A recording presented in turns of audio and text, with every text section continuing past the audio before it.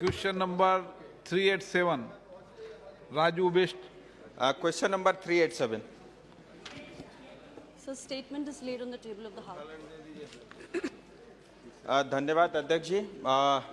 मुझे मेरा प्रश्नों का बहुत लंबा और अच्छा उत्तर मिला है, बट मेरा एक जगह थोड़ा डिफरेंस ऑफ ओपिनियन है सब्सिडी को लेकर के। इसमें कहा गया है कि किसी तरह की सब्सिडी पेंडिंग नहीं है। जितना मैं जानता हूं, पिछले 2 साल से टी बोर्ड ने जो सैंक्शन लेटर देते थे वो रोक करके बैठे हैं और इस तरह की कोई गाइडलाइंस मंत्रालय की तरफ से इशू नहीं है। मैं चाहता हूं मंत्रालय एक बार इसको अच्छे से देख लें।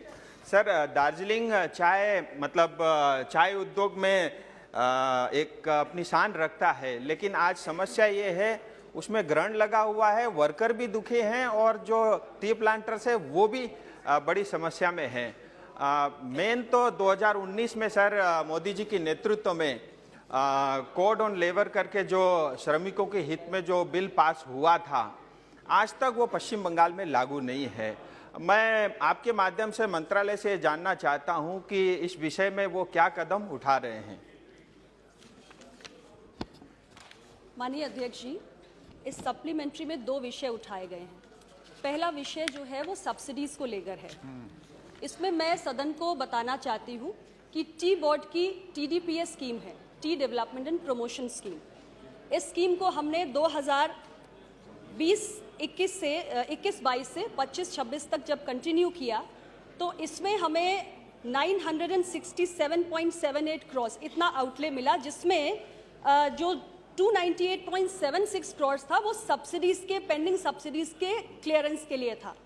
उसमें एक जो ऑपरेशनल मोडालिटी है या जो स्कीम गाइडलाइंस है, उसमें ये तय किया गया है कि जहां भी एक फॉर्मल सैंक्शन ऑर्डर हो चुका है, जहां हमने कोई भी इंस्टॉलमेंट नहीं दी है या जहां हम एक इंस्टॉलमेंट दे चुके हैं, तो जहां एक इंस्टॉलमेंट हम दे चुके हैं उसको प्रायोरिटी पर रखते हुए, उसके बाद जहां हमने कोई इंस्टॉलमेंट नहीं दी है उसको सीक्वेंस में रखते हुए, जहां भी एक फॉर्मल सैंक्शन ऑर्डर इशू हुआ है, ये हमारा जो 298.76 करोड़ है, इसमें सारी हम पेंडिंग लाइबिलिटीज को क्लियर करेंगे।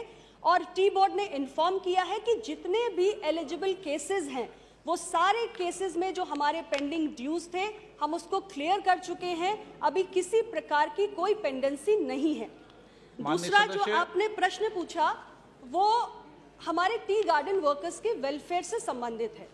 अध्यक्ष जी, जहां टी गार्डन वर्कर्स के वेलफेयर की बात है, हमारे TDPS स्कीम में भी एक वेलफेयर कंपोनेंट होता है जिसके तहत हम धनराशि का, रकम का प्रावधान करते हैं। उसके माध्यम से हम ये काम करते हैं, जैसे उनकी एजुकेशन है, हेल्थ है, हाइजीन है और तमाम हाउसिंग फैसिलिटी है, मेडिकल फैसिलिटीज़ है, ऐसे बहुत सारी सुविधाएं दी जाती हैं। लेकिन मोटे तौर से जो टी गार्डन वर्कर्स का वेलफेयर होता है वो प्लांटेशन लेबर एक्ट 1951 के तहत गवर्न किया जाता है। अब ये हमारे 2 लेबर कोड में सब्ज्यूम हो चुका है, एक जो हमारा सोशल सिक्योरिटी कोड है और दूसरा हमारा occupational health safety and working conditions code है। इस कोड के संबंध में मैं बताना चाहती हूँ कि हम एक गैजेट नोटिफिकेशन 2020 में कर चुके हैं, लेकिन इसको लागू करने में इससे संबंधित जो रूल है उसमें स्टेट गवर्नमेंट्स की एक भूमिका है, क्योंकि लेबर जो है वो कॉन्करेंट सब्जेक्ट है। तो अभी जहाँ तक वेस्ट बंगाल की बात है, ये जो लेबर कोड से संबंधित रूल्स हैं वो वहाँ की राज्य सरकार को फ्रेम करने हैं और हमारा मंत्रालय निरंतर ये प्रयास कर रहा है कि इससे संबंधित रूल्स पर जो एक्शन लेना है सरकार को वो जल्द से जल्द ले। राजू जी। धन्यवाद सर।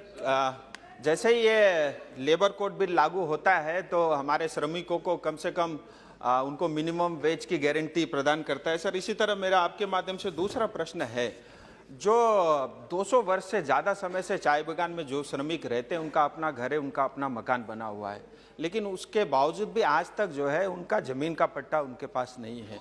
और जितना मैं जानता हूं शायद मंत्रालय ने भी कुछ पहल की है इस विषय को लेकर के। मैं आपके माध्यम से ये भी जानना चाहता हूं कि प्रजा पट्टा इश्यूज को लेकर के केंद्र सरकार या मंत्रालय की तरफ से हम कोई कदम उठा रहे हैं क्या? अध्यक्ष महोदय, प्रजा पट्टा का जो विषय है इसे हमारे माननीय सांसद राजू बिष्ट जी पहले भी उठाते रहे हैं। इस संदर्भ में मैं यही सदन को सूचित करना चाहती हूँ कि लैंड स्टेट सब्जेक्ट है और इसमें केंद्र का डायरेक्ट इंटरवेंशन नहीं हो सकता है। बंगाल के या किसी भी राज्य के जो एग्जिस्टिंग लैंड लॉज होते हैं उसके आधार पर वहाँ की सरकार को तय करना है कि जो टी ग्रोअर्स जो कल्टीवेट कर रहे हैं किसी लैंड को और बहुत समय से उनके पास है, उसके ओनरशिप राइट्स उन्हें देने हैं या नहीं देने हैं।